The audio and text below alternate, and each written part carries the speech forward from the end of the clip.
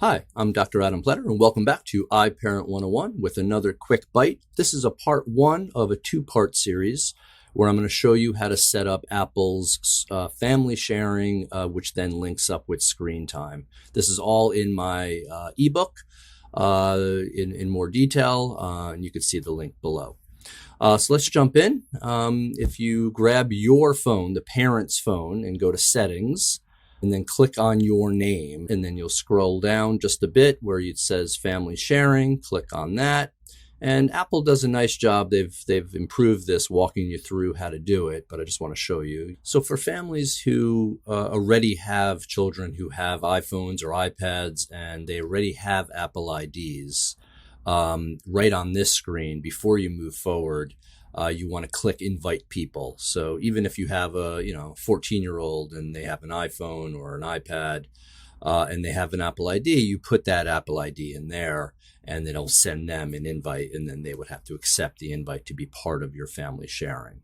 Otherwise, you create an account for your child does not already have their own Apple ID. I'm doing this for the younger kids. You'll have to put in your credit card because in the future your child likely will be buying things through the App Store, so you have to do all this up front, but it is protected through that ask to buy, so hopefully anything that they're looking to download, you'll have to give permission for. So as you can see, you're going to put in your child's name and birthday. In this case, I don't have one, so I'm going to set up a new Apple ID, which is an iCloud.com email address. I don't have to use the email ever, but it basically just registers the phone or the device under that Apple ID. So that's kind of how this works as an umbrella kind of system. So obviously, there's probably a lot of Johnny T's out there, so it said it was invalid. So I'm going to put in a couple of numbers there just to make it work. Hit enter and create email address. Again, you don't have to use the email. This is a password that your child should know, so make sure you write it down. And then, it'll ask you to verify with a phone number. If you have a phone number associated with that phone, go ahead and put that in. Otherwise, you can put your own phone number there, and it'll send you the verification to your phone. It works just fine. You'll have to sign the agreements as always, and then basically I would turn on ask to buy, which then Johnny in this case, as you could see, has to ask your permission. It's all automated through their system. He goes onto the App Store, he finds Snapchat, let's say, because everyone's using it, and instead of him just rolling on Snapchat, he has to ask you permission. It pops up on your phone that Johnny wants approval to download Snapchat, and you could say yes or no, or hopefully have a dialogue with him, talk with him. What does he want to do? Is he old enough? Is he responsible enough? Does he show good judgment? And you could say yes or no.